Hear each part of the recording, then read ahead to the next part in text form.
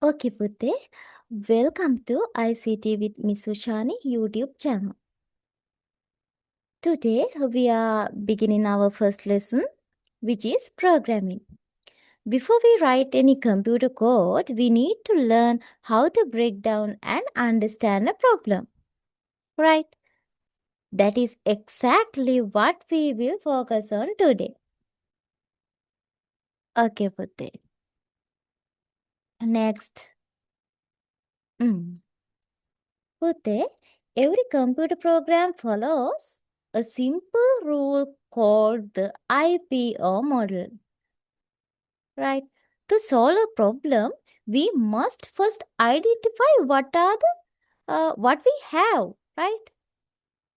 What our inputs are, and what we need to do with it.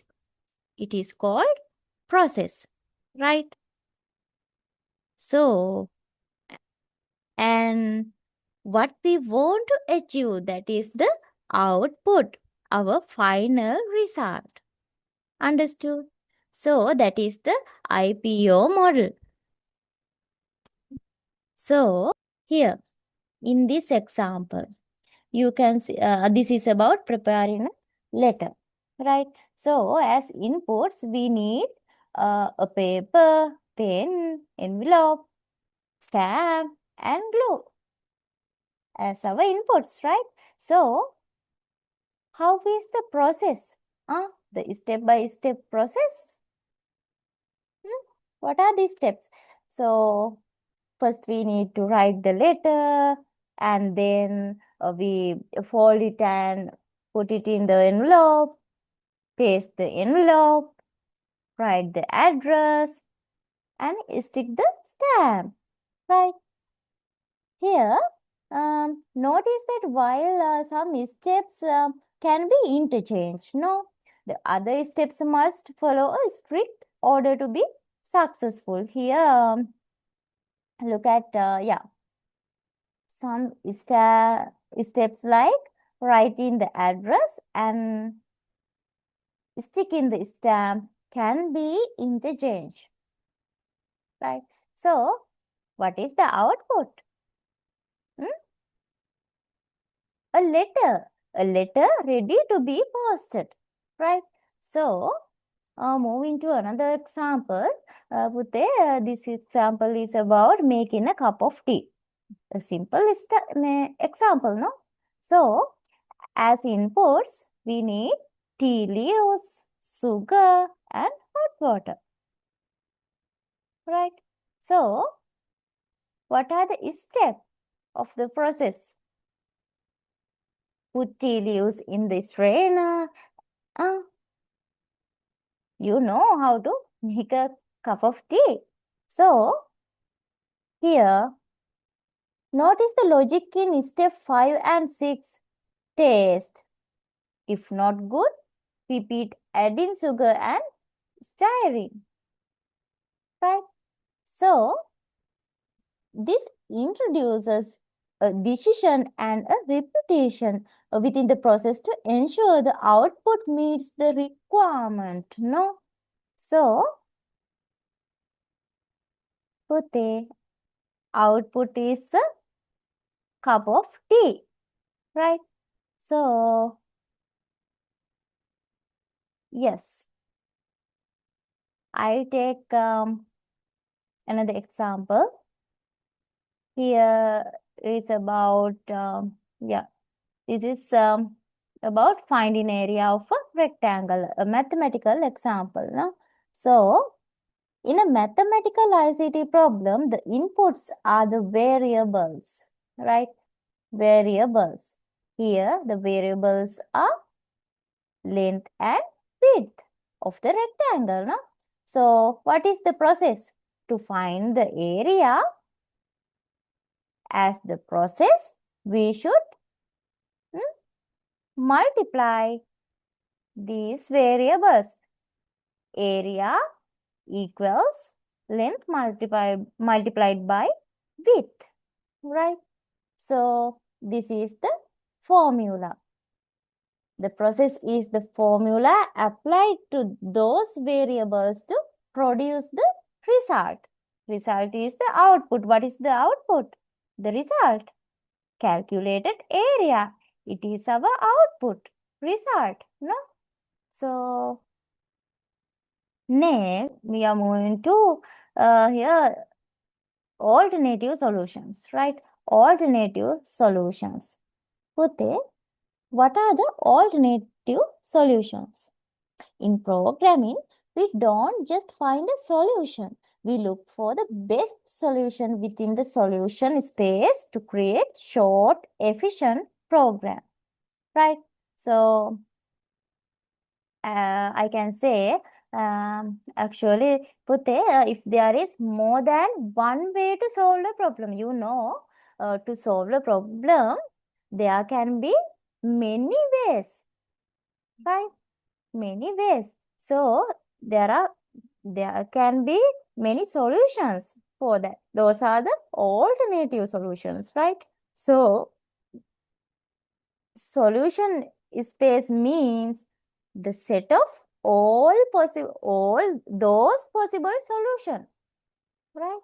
And but the goal is identify the most suitable, the best solution, right? The most appropriate one, right? So, for an example, usually school bus breaks down, right? So this is about reaching school. You can see there are many alternative solutions in the solution space. No, so what are the solutions you can make? What are the decisions you can make?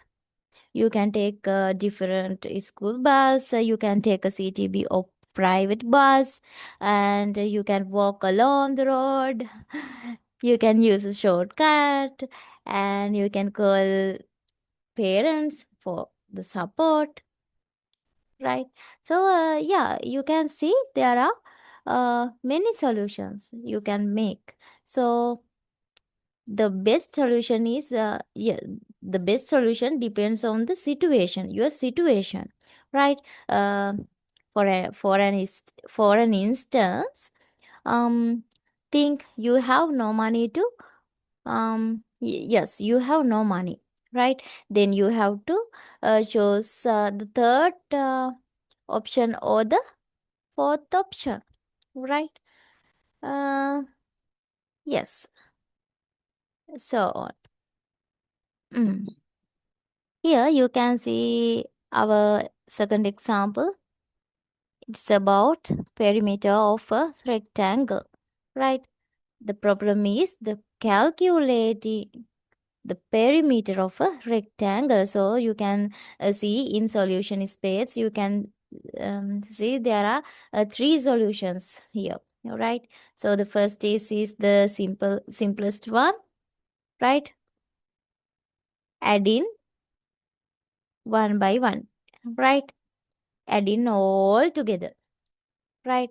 Uh, for a rectangle, it has two lengths and two widths, right? So this can be the best if you only know addition, right? So actually this is not the best solution, and this is not the most efficient solution for a computer program, right? Because it depends on the number of uh, what we call um, calculations, like number of addition and multiplication, right? So here this is the second is solution. You can multiply length by 2 and width by 2 separately, right? And finally you can add them values together, right? This is better than this first one, right? um yes. And the third one is the most efficient solution. As I mentioned within brackets, you should add the length and width together first, right? And finally, you can multiply that value by 2, right? This is the most efficient solution, right? You must consider the efficiency when you solve in a problem, right? Computer program, right? So, okay. Then what is an algorithm? Okay, an algorithm acts as a blueprint, right? We plan it first so that the logic is correct before we start the actual coding phase in the system development life cycle.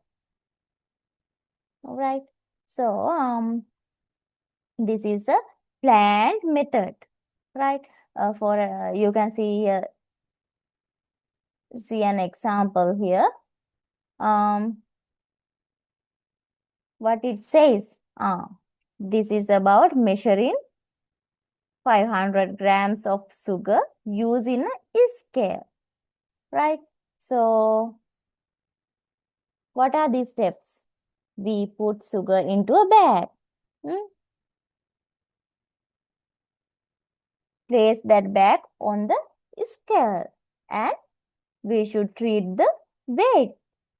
Next, if weight lower than 500 grams, we have to add more sugar, right?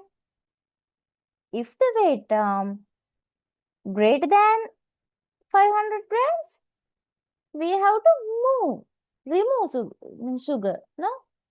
So, next, we should remove bag once weight is exactly 500 grams, right? That is how we measure 500 gram of sugar, right? That is the algorithm, right? Here, next we come to control structure. This is like, yeah, uh, let's discuss what are the, what are the control structures we use in programming.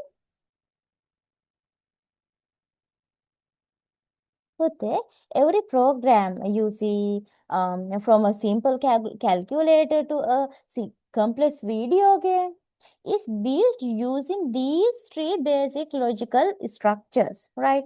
What is the first one? Sequence, right? In sequence, right? If these steps from the beginning to the end of an algorithm are carried out in a strict order, right? Carried out in a strict order. We can't skip any step, right? So, for an example, here is climbing stairs, right? Now, put there in a sequence, the computer cannot skip a step or change the order, right? Here, we cannot skip a step or change the order. Just like you can't reach grade 10 without passing grade 9, right? Just like you can't reach grade 10 without passing grade 9, a, a computer program cannot calculate an area before it has the input for the radians without the radius value, right? Without the radius value, we can't find the area of the circle, no? So, we can't skip the steps, right? It follows a sequence, right? Here you can see, climbing stairs, right? And the same thing, uh, going going up or down a staircase, we should go step by step, right? So we can't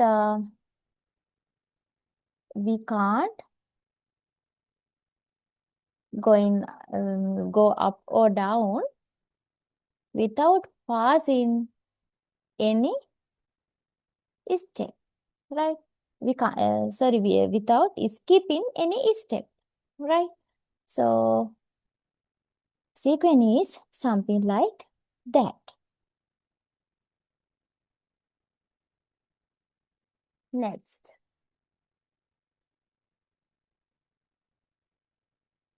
this is about selection. This is number 2, right?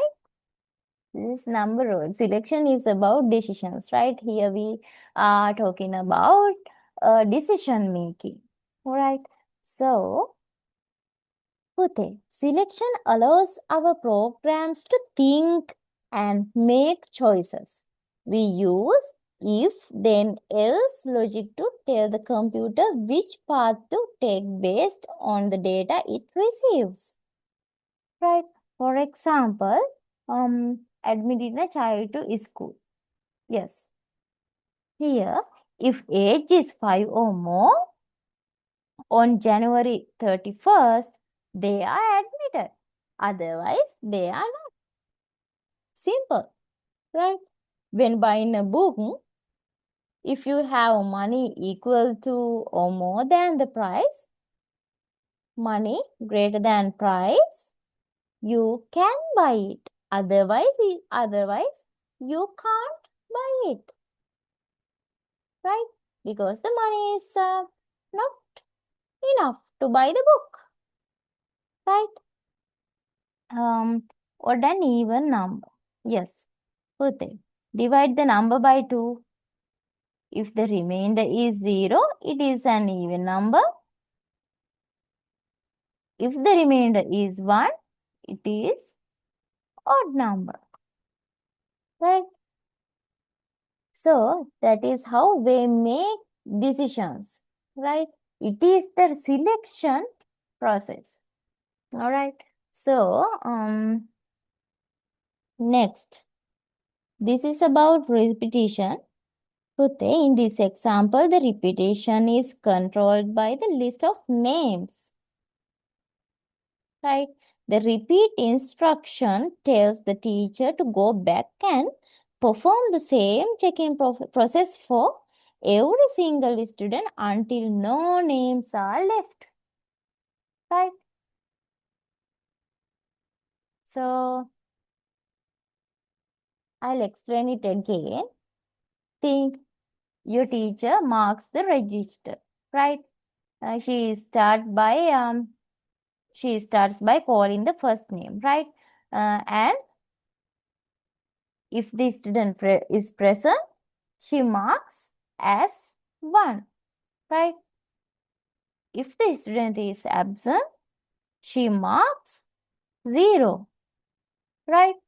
And then she moves to the second name, right? And do the same thing again and again, right? Repeat the step 2 entry again and again until the last name is called. Understood? So, next, here is another example. Pute, this is a counting loop, right? We start at 1 and increment our counter, right? At 1, right here. As the counter, we are adding 1, right? So, adding 1 every time we see a new word, right? The process stops once the computer reaches the end of the paragraph, right? So, yes.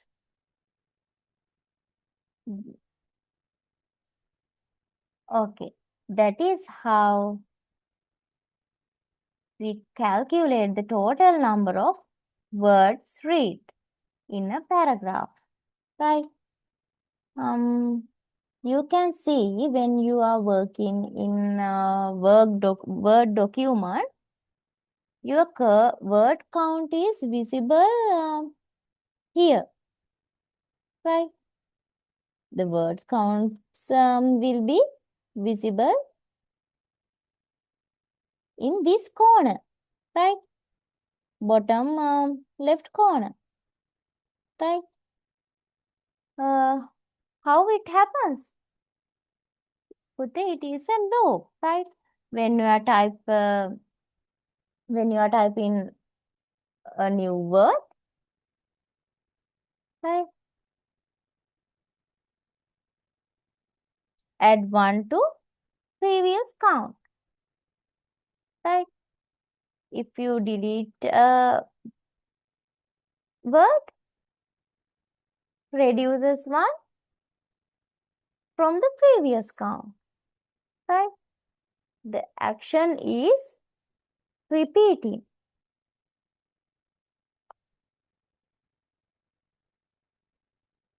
right? So that is how it happens.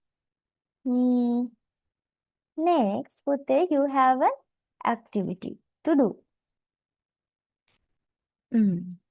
These activities reinforce the condition and step logic. The first problem, write down as steps 2 scenario that comprise repetition, right? Can you write down 2 scenarios? Hmm? The second question it asks the repetition steps, repeating steps, right? So here n equals 5. It is the first step, right? Assigning 5 to n. The second step is showing the value of n. Hmm. So next, add 5 to value of n, right? And again, we should check the new value of n. Hmm. So, and we should repeat the same thing again and again until the value of n becomes 60, right? So, what are the steps we should repeat? Hmm? So, for the first, okay, Putte, for the first question, here I have given 2 example scenarios: fill in a water tank and watering plants in a garden, right? What are the steps for filling a water tank? We should check water level, right? If not full, then we can add a bucket of water, right? We have to do this again and again until the tank becomes full, right? Repeat until full, right? S- um, Next scenario, watering plants in a garden.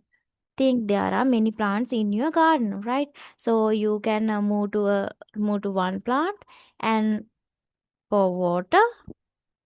Then you have to move to the next plant and to the next plant and to the next plant, so on, right? You should do the same thing repeatedly until all plants are watered, right? So today we discussed about the IPO model and alternative solutions and control structures. What is an algorithm, right? we discussed those things, right? I think you can understand the concepts well. So if you think the session is successful, you can put a message to the comment section and subscribe my channel. Thank you. See you in another session.